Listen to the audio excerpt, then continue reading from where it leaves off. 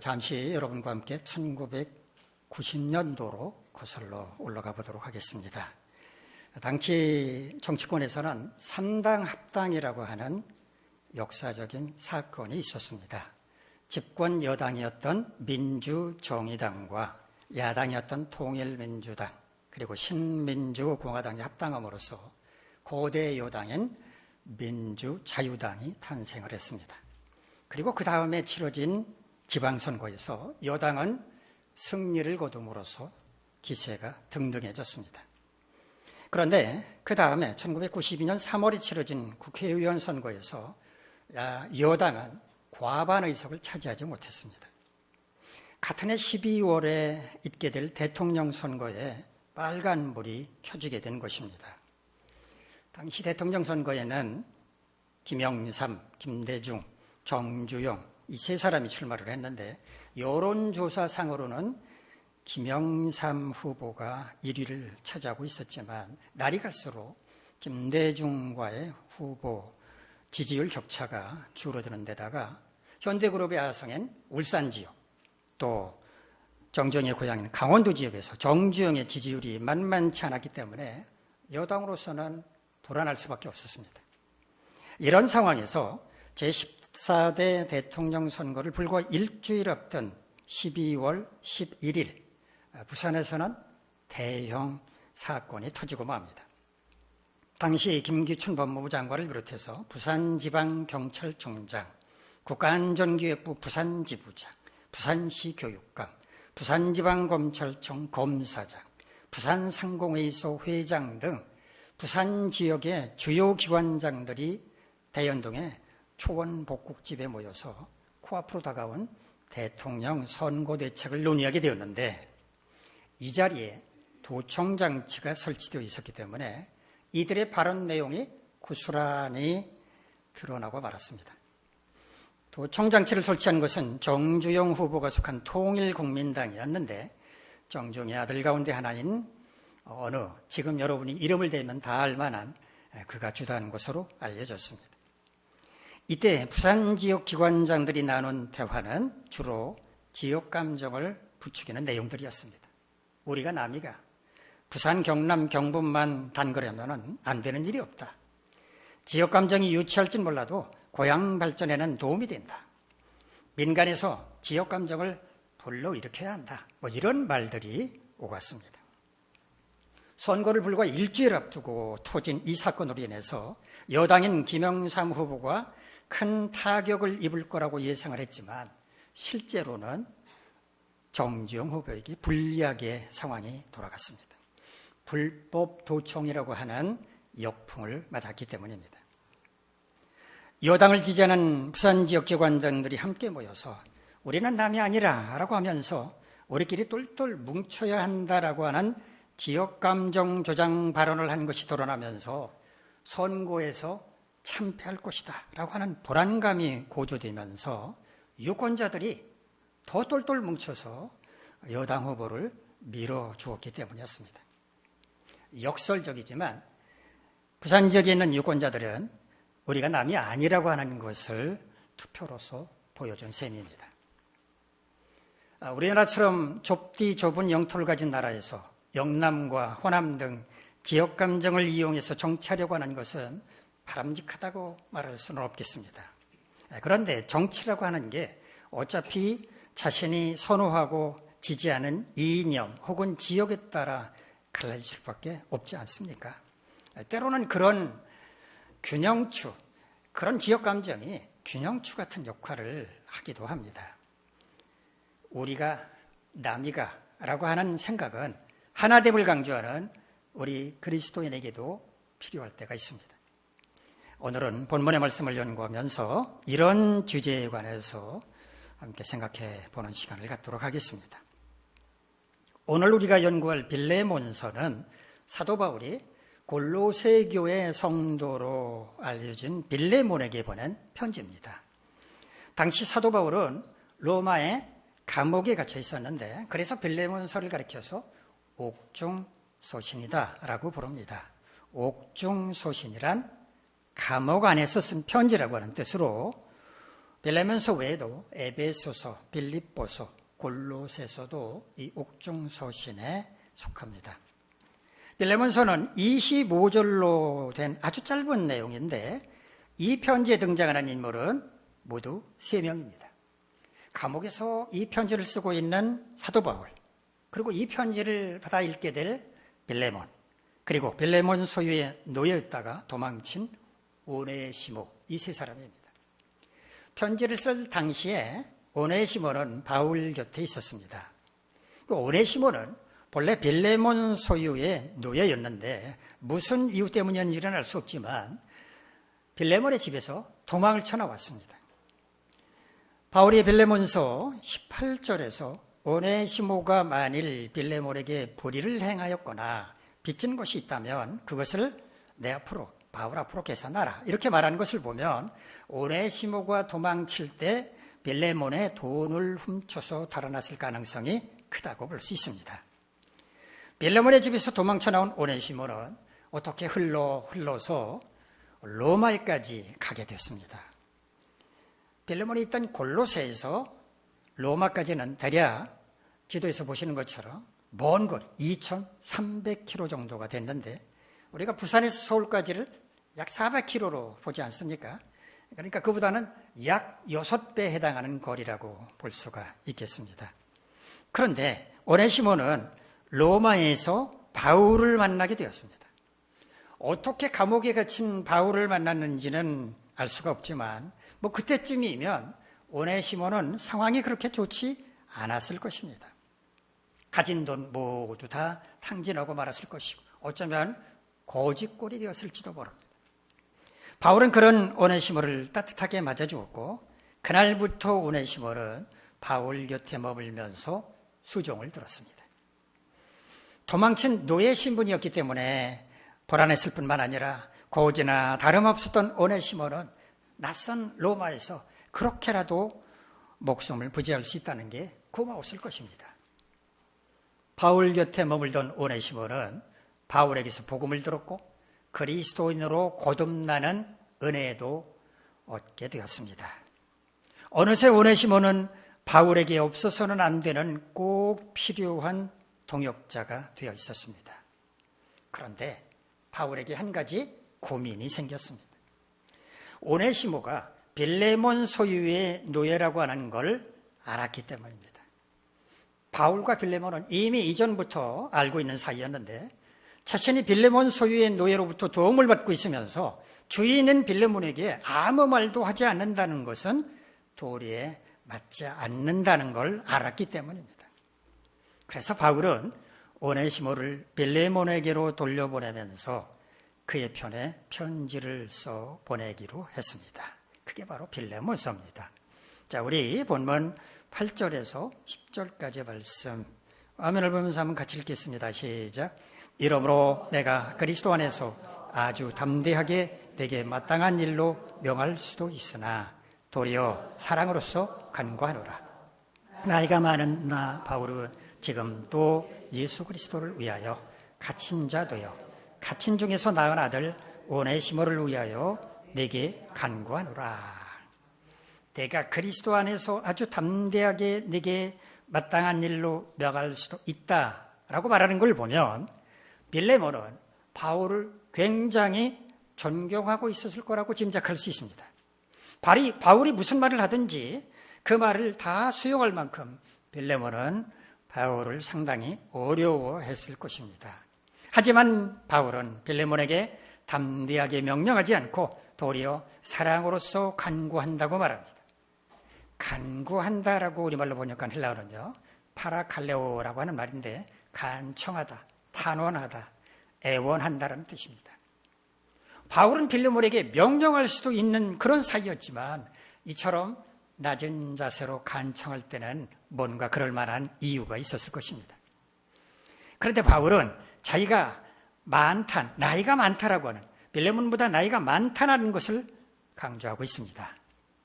바울이 쓴 여러 편지를 보면 바울은 자신의 나이를 강조할 만큼 권위적인 사람이 아니었습니다. 그런데 유독 빌레몬에게는 내가 나이가 많다, 너보다 나이가 많다라고 하는 것을 강조를 합니다. 아마 그만한 이유가 있었을 것입니다. 게다가 바울은 자신이 감옥에 갇혀 있다는 것도 강조합니다.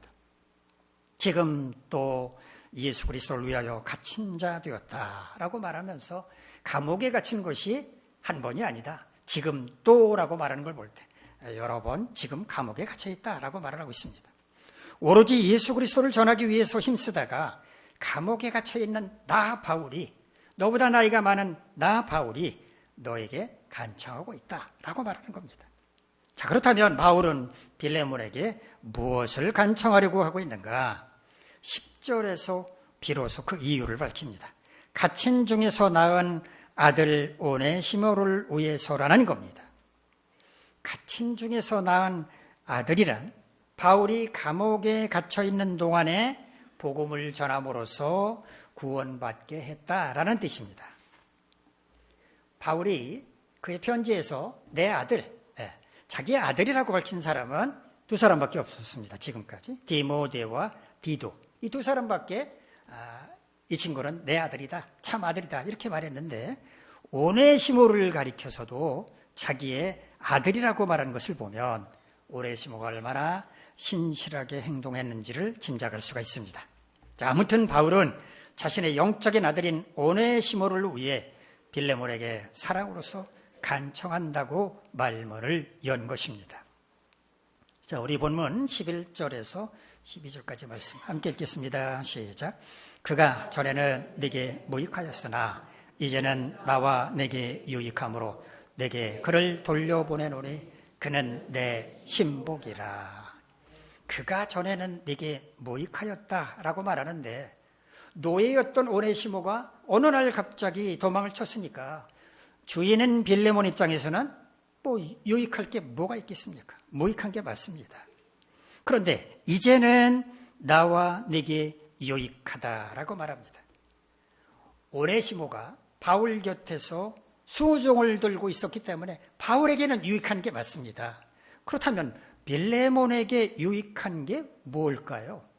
빌레몬에게 뭐가 유익하다고 바울은 내게도 유익하다고 말을 하고 있을까요? 노예였던 오네시모가 주인인 빌레몬에게서 도망을 쳤지만 지금은 그 빌레몬이 자기의 잘못을 인정하고 회개함으로써 새 사람이 됐으니까 앞으로는 충실한 노예로 섬기게 될 것이니 너에게도 유익하다라고 말하지 않았을까요? 더구나 오네시모는 복음을 영접하고 그리스도인이 되었습니다. 죽어야 할 영혼이 구원받고 주 안에서 한 형제가 되었으므로 빌레몬 너도 분명 기뻐할 것 아니냐라는 의미가 내포되어 있다고 볼 수 있습니다.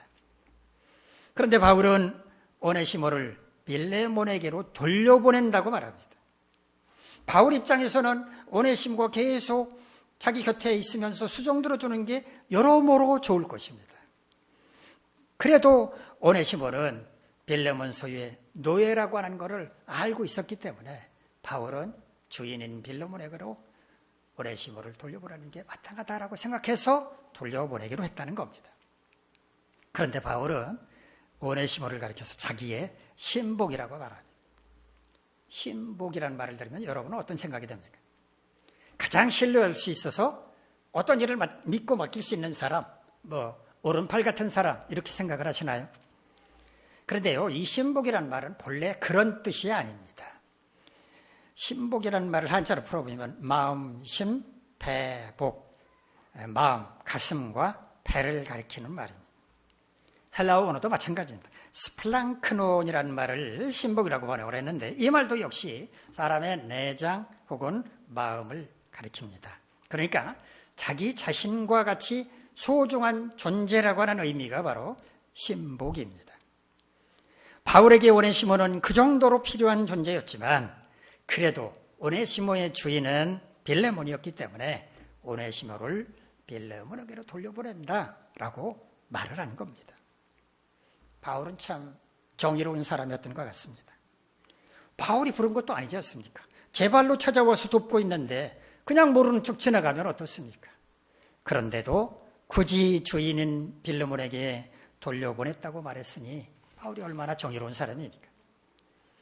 자, 우리 본문 13절에서 16절까지 말씀 화면을 보면서 한번 같이 읽도록 하겠습니다. 시작. 그를 내게 머물러 있게 하여 내 복음을 위하여 갇힌 중에서 네 대신 나를 섬기게 하고자 하나 다만 네 승낙이 없이는 내가 아무것도 하기를 원하지 아니하노니.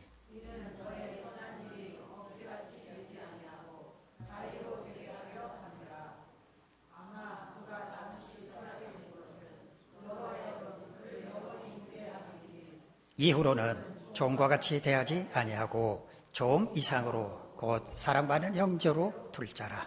내게 특별히 그러하거든 하물며 육신과 주 안에서 상관된 니게리야.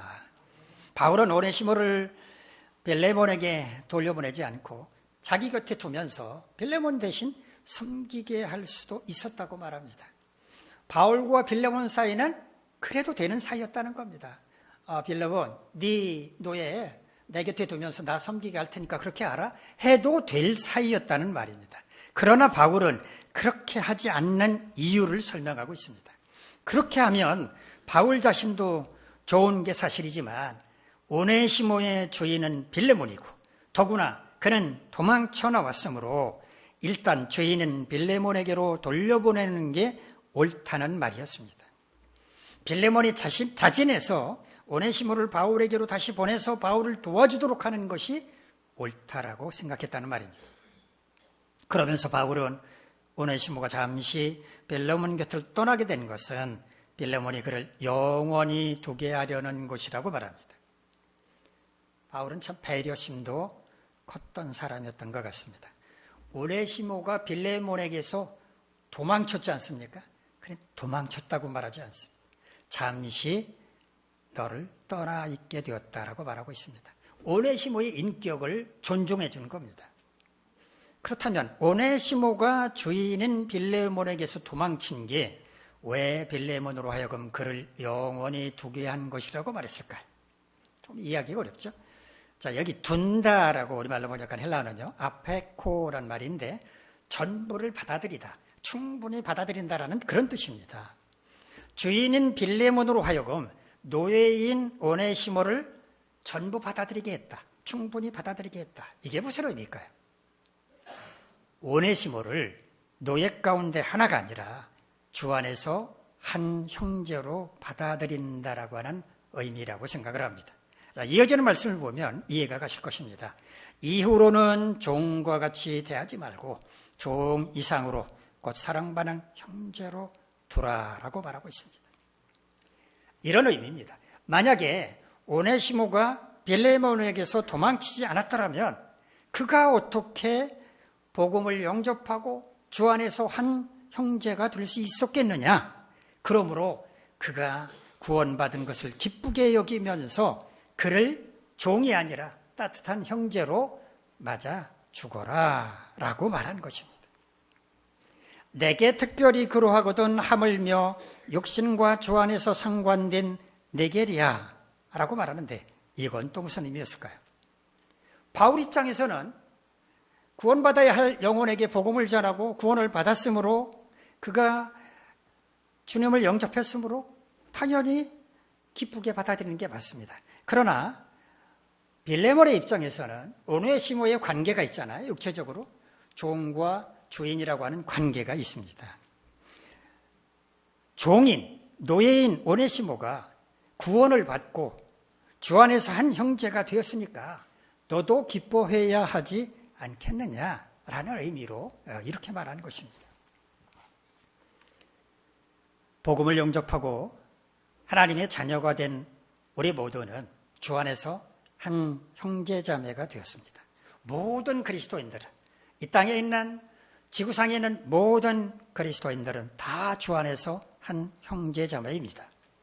그렇다면 주 안에서 한 형제자매가 된 우리는 세상 가운데서 어떻게 살아가야 할까요? 오늘 본문의 말씀을 통해서 그 비결을 찾아보도록 하겠습니다. 첫째, 주 안에서 형제자매가 된 우리는 용서해야 합니다. 그리스도인에게 있어서 용서는 사랑만큼이나 반드시 실천하며 살아가야 할 성품 가운데 하나입니다.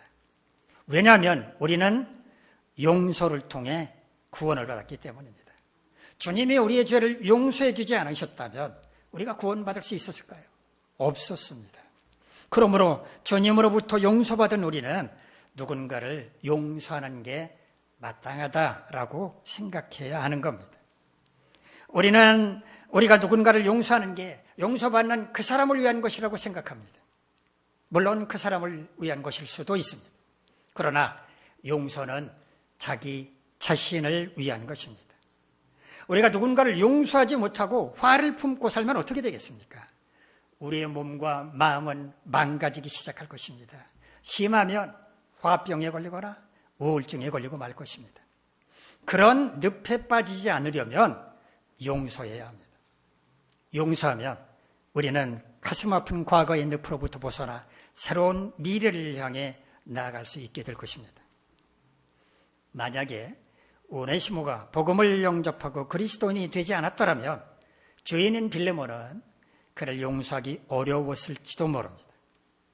그러나 그가 사도 바울을 통해서 복음을 영접하고 그리스도인이 되었다는 것을 확인한 빌레몬은 기꺼이 그를 용서하기로 마음먹었을 것이라고 생각합니다. 주 안에서 한 형제자매가 되었다고 해서 서로 아무 문제 없이 살아갈 수는 없습니다. 상대방에게 상처를 주고 또 섭섭함을 안겨줄 수도 있습니다. 하지만 주님은 우리의 죄를 용서하시기 위해서 몸소 십자가에 달려 고통을 당하시다가 돌아가셨는데 우리가 받은 상처와 섭섭함과 고통 좀 용서해 주면 어떻습니까? 설마 그 사람이 일부러 그랬겠어? 그 사람도 어쩔 수 없어서 그랬으려니 이렇게 생각을 하고 훌훌 털고 용서하고 넘어가도록 해야 합니다. 그렇게 하는 것이 서로를 위하는 길입니다. 두 번째, 주 안에서 한 형제자매가 된 우리는 올바름을 따라야 합니다. 올바름이란 옳고 바르다는 의미입니다. 우리의 말이나 생각이나 행동이 이치나 교범에서 벗어남이 없이 옳고 발라야 한다는 말입니다. 주님의 명령에서 벗어나지 않는 것은 당연하고 이 사회가 정한 법과 원칙에서도 벗어나지 말아야 하는 겁니다. 주님의 명령을 따른다는 미명하에 세상의 법과 질서를 무시하는 사람들이 종종 있는데 그건 사이비 이단들이나 하는 조급한 짓입니다. 그리스도인은 언제 어디서나 올바름을 따라야 합니다. 한 그리스도인 청년이 기차 여행을 하고 있었습니다. 앞자리에 앉은 사람, 옆자리에 앉은 사람들은 다 알지 못하는 그런 낯선 사람들이었습니다. 기차가 출발하고 나서 한참 시간이 지난 뒤 승객 중 하나가 우리 무료함을 달래자면서 카드 놀이를 하자고 제안을 했습니다. 이 그리스도인 청년을 제외한 세 사람은 의계가 투합이 됐습니다. 당연히 그리스도인 청년도 동참할 거라고 생각하고 그중에 카드를 꺼낸 사람이 각자에게 카드를 돌리려고 하고 있었습니다. 그때 그리스도인 청년이 말했습니다. 죄송합니다. 저는 지금 도박할 손이 없습니다. 그 말을 듣고 카드를 돌리려던 사람이 말했습니다. 아니 무슨 말입니까? 당신에게는 지금 손이 2개 다 있지 않습니까? 정상 아닙니까? 그러자 그 청년이 이렇게 말했다고 합니다. 네, 분명 저에게는 2손이 있습니다만은 이건 제 손이 아닙니다. 제 주인이신 예수 그리스도의 손입니다. 얼마나 멋진 청년입니까? 이 청년은 자기의 몸이 그리스도의 지체라고 생각했습니다. 도박할 손만 없었을까요? 부정한 일을 저지를 손도 없었을 것입니다. 다른 사람을 비방하거나 욕할 입도 없었을 것이고 쾌락을 찾아서 돌아다닐 발도 없었을 것입니다. 감옥에 갇혀있던 바울에게 어느 날 찾아온 오네시모는 복음을 영접하고 그리스도인이 되었을 만큼 바울을 믿고 따랐습니다. 그가 곁에서 수종들게 되다 바울은 너무 편하고 여유가 생겼을 것입니다. 오네시모가 계속 곁에서 수종들어 주었으면 좋겠다라고 생각을 했을 겁니다. 그러나 그게 올바르지 않다는 걸 바울은 깨달았습니다.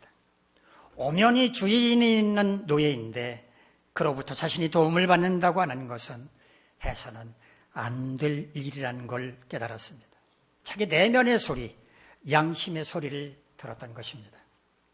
바울은 자신의 편함과 여유를 내려놓고 올바름을 따랐습니다.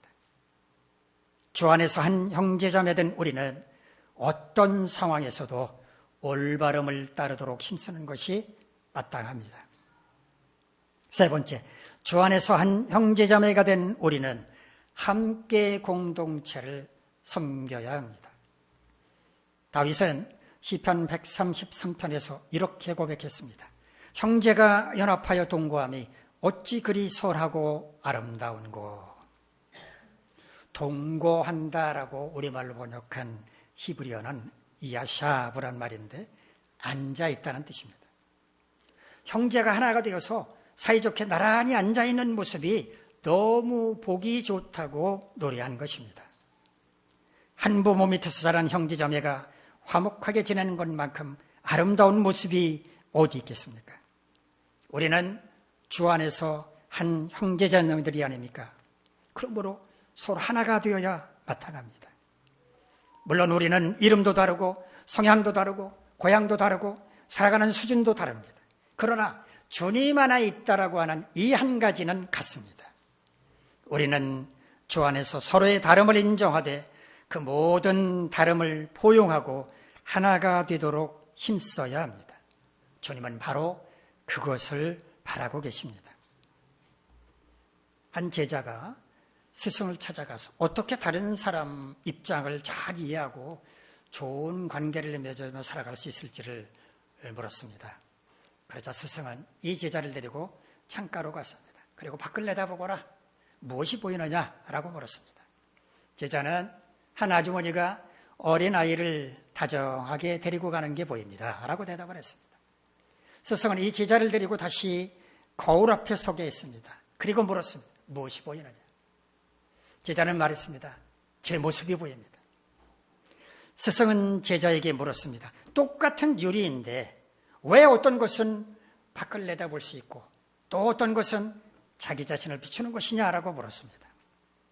제자는 유리 뒷면에 은분을 칠하게 되면 밖은 보이지 않게 됩니다 라고 대답했습니다. 그러자 스승이 이렇게 말했다고 합니다. 그래, 내 말이 옳다. 교만이라고 하는 은분이 마음에 쌓이게 되면 상대방은 보이지 않고 자기 잘난 것만 보이기 때문에 상대방을 무시하게 된다. 다른 사람과 좋은 관계를 맺으려면 먼저 자기 마음의 은분을 벗겨나고 겸손해져야만 비로소 상대방을 볼 수 있게 된다. 공동체를 섬길 때 왜 불화가 생깁니까? 잘난 체하고 상대방을 무시하고 시기하기 때문이 아닙니까? 그러나 자신을 상대방보다 낮추고 그 사람을 섬기려고 한다면 시기와 질투가 어디 있고 불화가 어디 있겠습니까?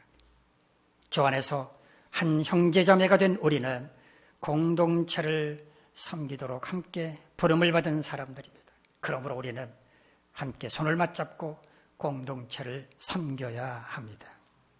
주님은 바로 이런 모습을 보시면 기뻐하십니다. 우리는 주 안에서 한 형제자매입니다. 주 안에서 한 형제자매에게 된 우리는 어떻게 살아야 마땅합니까? 첫째, 용서해야 합니다. 사람인데 어찌 허물 없이 살 수 있겠습니까마는 상대방에게서 허물과 잘못을 발견했다고 하더라도 우리를 용서해 주신 주님을 생각하면서 우리도 용서해야 마땅합니다. 둘째, 올바름을 따라야 합니다.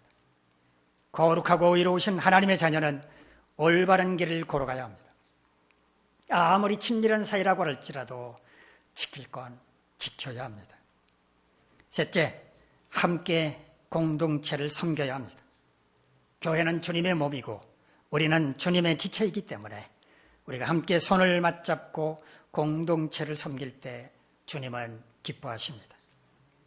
여러분 모두 이와 같이 주 안에서 한 형제자매답게 살아가심으로써 사랑과 정의와 평화를 만들어가는 도구가 될 뿐만 아니라 세상 가운데서 주님을 높여드릴 수 있기를 간절히 바랍니다. 기도하겠습니다. 자비로우신 하나님, 우리 모두를 주 안에서 한 형제자매로 불러주셔서 감사합니다. 주 안에서 형제자매가 된 우리는 모두 하나가 되어야 합니다. 우리 모두가 형제자매답게 행동함으로써 이 교회를 교회답게 세상 가운데서 주님의 영광이 나타나도록 우리를 사용하여 주시옵소서. 예수님의 이름으로 기도하옵나이다. 아멘. 자리에서 일어나서